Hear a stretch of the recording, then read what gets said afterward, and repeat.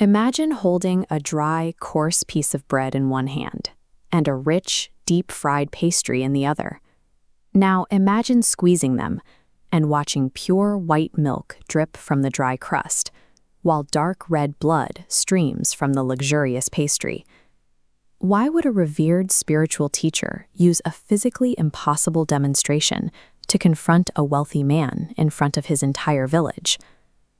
This miniature painting and ancient manuscript depict Guru Nanak Dev Ji, the founder of Sikhism, and they record the historical encounter that led to this exact moment. The event served as a physical manifestation of a hidden ledger, exposing the true moral cost of how human beings acquire their wealth. This is the historical architecture of Saidpur. During his extensive travels across the region, journeys known as Udasis, Guru Nanak arrived at this specific village. At the time, the town was dominated by Malik Bhago, a man of immense wealth and influence. To showcase his high status of piety, Bhago was organizing a massive religious feast, a Brahm Bhoj, inviting every dignitary and holy man in the area. Living in the margins of that same village was a poor carpenter named Bhai Lalo. Lalo worked grueling hours for meager pay, surviving on a dry, coarse bread called kodra, yet he maintained a deep, unwavering devotion to his faith. Upon his arrival, Guru Nanak received a formal invitation to Bhago's royal banquet. He explicitly declined. Instead, he chose to stay in the cramped hut of the carpenter, eating that identical dry, coarse bread.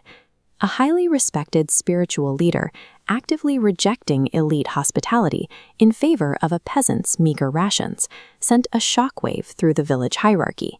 Malik Bhago felt deeply insulted. His grand, expensive display of religious charity had been publicly slighted for a poor laborer. Look at the calm demeanor in this portrait of Guru Nanak. That peacefulness stood in sharp contrast to Malik Bhago, who furiously summoned the guru to his court, demanding an explanation for the rejection of his blessed food. Instead of offering a theological debate, Guru Nanak asked for two specific items to be brought before the court: Bhai Lalo's dry bread and Malik Bhago's rich fried puri. The confrontation instantly shifted from a debate over etiquette into a highly public trial of economics and human character. Taking the carpenter's dry bread in one hand and the rich man's fried bread in the other, he squeezed both simultaneously. The crowd watched milk flowing from the rustic bread and blood dripping from the rich man's oily bread. This diagram illustrates the guru's lesson. Every meal carries a hidden ingredient, the moral labor used to acquire it. Lalo's bread yielded milk because it was saturated with honest sweat, pure intentions, and hard work. Malik Bhago's wealth was gathered by exploiting the vulnerable. The red represented the pain and suffering of the workers who funded his luxury. Seeing the undeniable cruelty behind his own status manifested right in front of him, Bhago's ego shattered. He fell completely at the guru's feet. The physical quality of what we consume holds absolutely zero value if the economic system that provided it relies on corruption. The miracle at Saidpur established a specific foundational principle in Sikhism, known as Kirat Kado, the practice of honest living. The parameters of Kirat Kado are strict. To practice it, a person must earn their livelihood through their own personal effort and skill, along with absolutely zero exploitation of others. Look at this scale. Today, society often measures success purely by the total amount of wealth accumulated.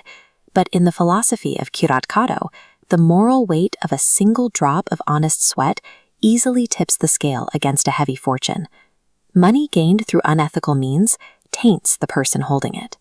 Donating a portion of that money to charity or using it to host grand religious events does not wash the stain away.